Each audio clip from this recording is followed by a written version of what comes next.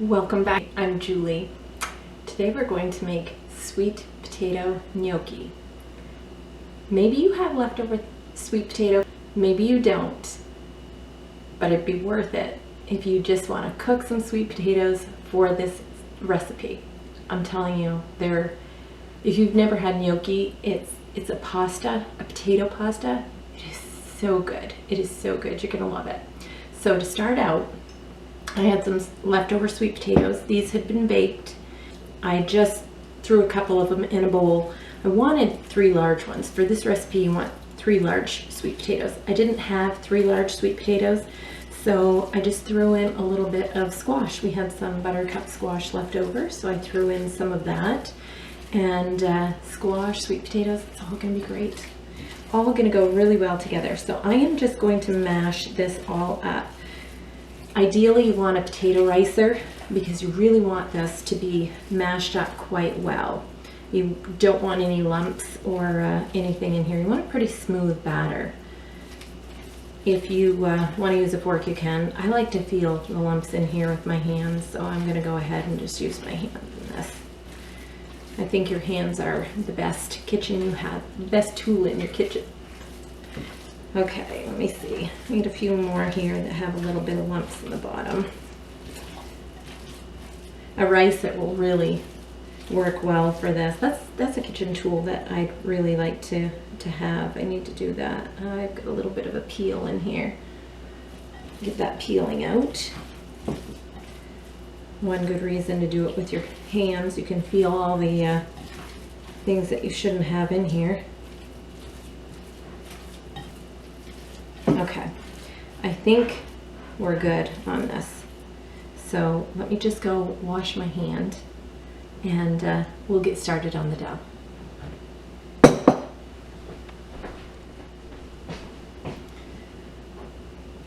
Okay, we're going to lightly flour this board.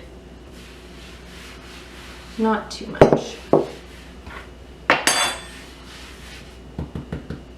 And I'm going to turn these potatoes out onto my board so you can see what I'm doing. You can do this part in the bowl if you'd like to, but I want you to see what I'm doing, so I'm going to do it this way. Okay, so you want to add some flour, about 1.5 cups to 2 cups as needed. So you may not need the entire amount of flour, but for right now,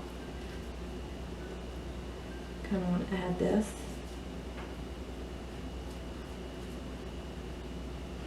And 1 egg and a little bit of salt and pepper. Okay, I want to get this all mixed in.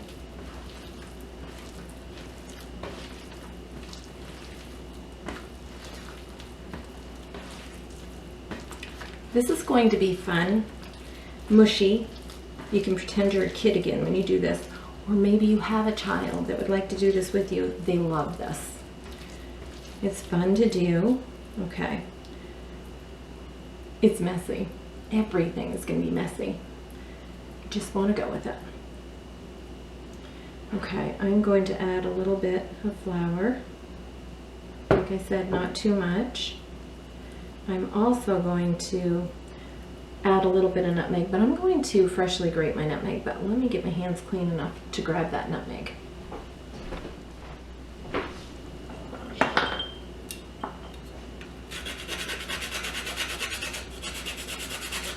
A little bit of nutmeg,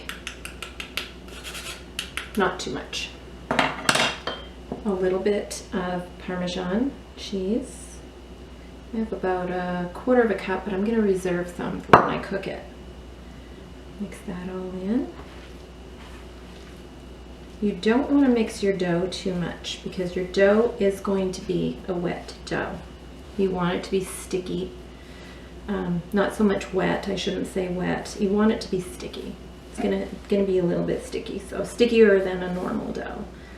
You don't want to overwork it too much, and you don't want to add too much flour. Too much flour will make for a heavy dough, and you don't want a heavy dough. You want it to be light and fluffy.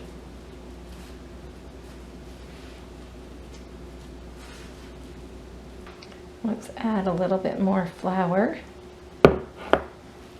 And don't worry if you get, like I said, if you get it on your hands and get it all, your hands are gonna get all, just have a sink nearby. You wanna just have a sink close at hand so you can clean your hands when you need to.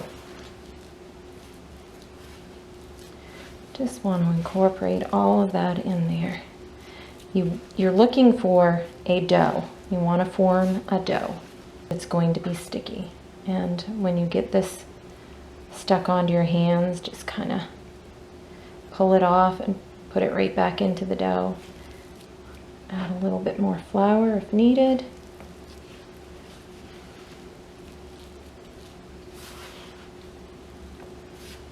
It does come together nicely. See, it's already starting to come together really, really well. This reminds me of making sweet potato biscuits. That's a recipe I'm gonna have to show you. Those are really sticky as well, but so good. Just want to incorporate that flour into the dough. If you have a bench scraper, this is a great way to do it.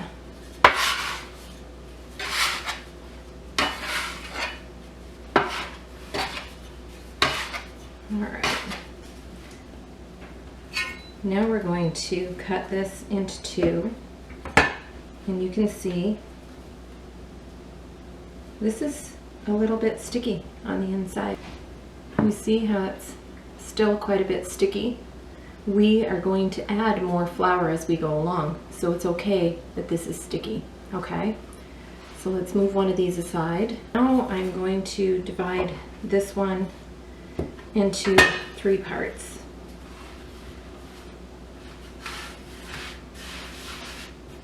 And I'm going to roll it into a rope. Move these out of the way. You want it about 1/2 inch thick. Just want to gently roll it while kind of moving outward, which is easier said than done.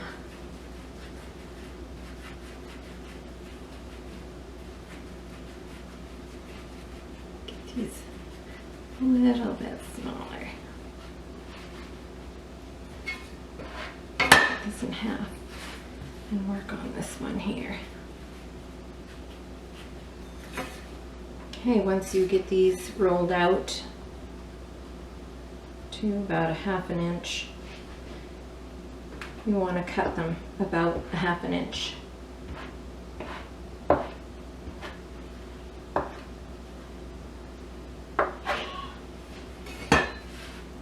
And then place them,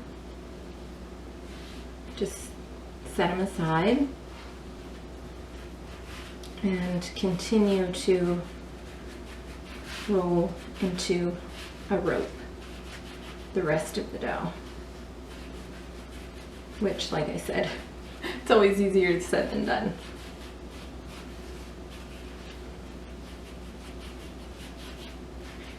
The key to this is to just barely touch it when you're rolling.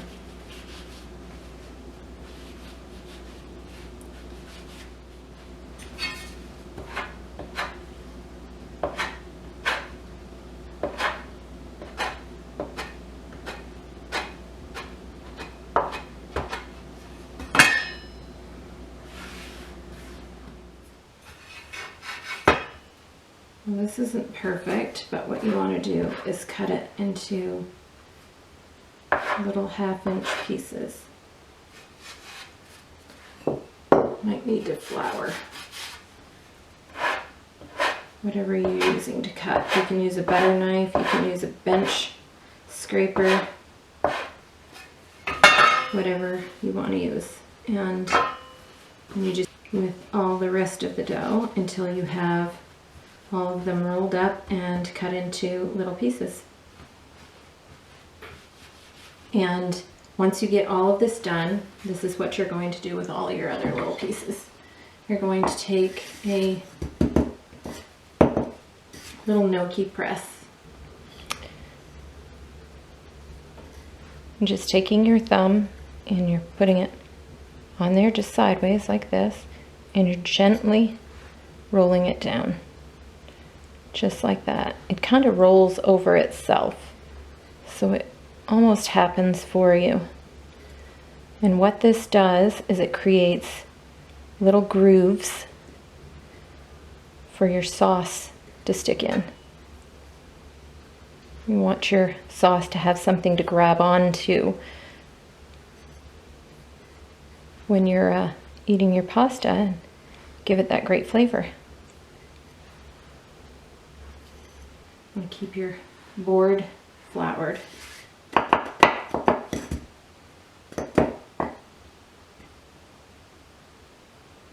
Push it down. Yep. Push it down. If you don't have a gnocchi board, no worries. I'll show you what you can do. Everybody has forks. Just want to make sure it's covered well with flour, and you do the same thing on a fork.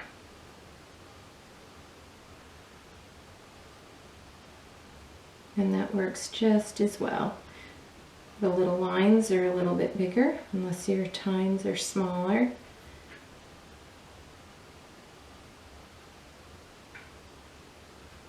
But it works just the same. No fancy tools needed.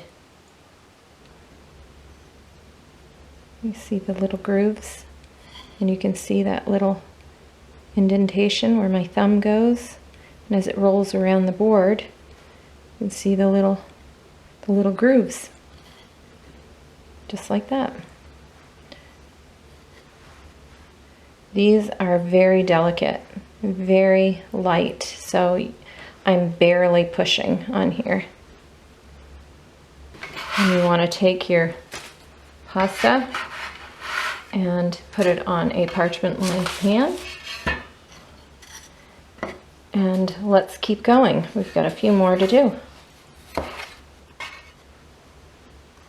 I love these. I love them just cooked in a tomato-based sauce. I love them in soups. I use them almost like a dumpling in a soup.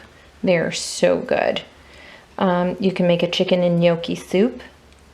You've probably had that at Olive Garden. Now you know how to make your own gnocchi. You can use regular potatoes. You can use butternut squash. I used a mixture of buttercup squash and sweet potatoes to do this. And the sweet potatoes were just still in the skins. I just threw them in the refrigerator, and I knew I was going to use them for this. The squash had a little bit of brown sugar in it and a little bit of butter. That's okay. It just sweetens the gnocchi a little bit. I think it's going to add some really great flavor. You can do leftover mashed potatoes. You can bake a butternut squash. Just bake it, have it, seed it, get all the seeds out of it, bake it upside down in your oven, and roast it. Oh my gosh, that would give it a really good flavor. There's just so many different ways you can do this. Pumpkin, you can use pumpkin.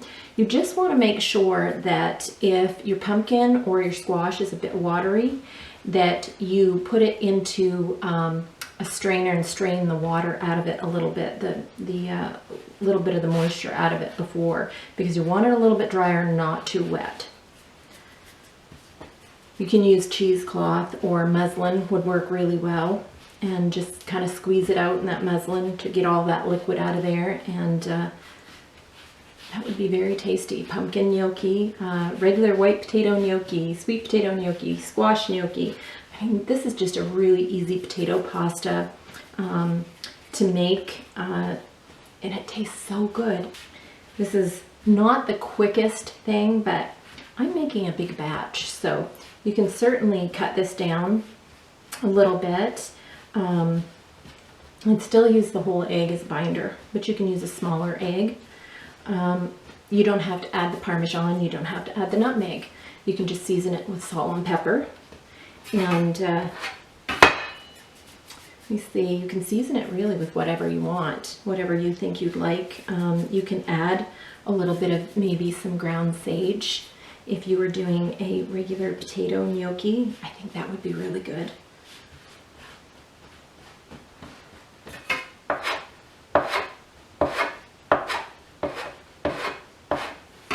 Once you get them all rolled out, it goes a little faster, but I'm a little rope challenged here.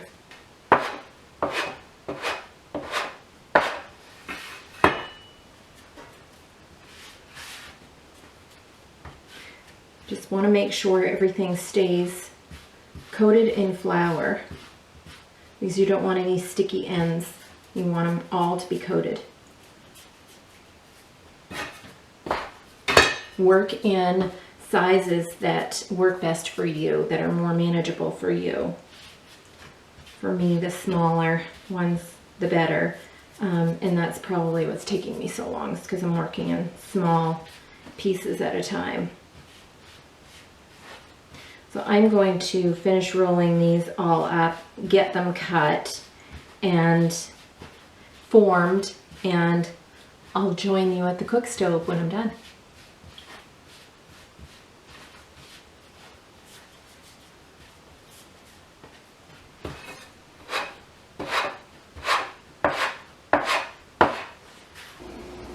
Now you want your water at a pretty rigorous boil, and you dump your gnocchi in, and as soon as it comes up to the surface, it's going to take probably a couple of minutes. Once it comes up to the surface, you want it to boil for another probably 30 seconds, and then it's done. It's that easy.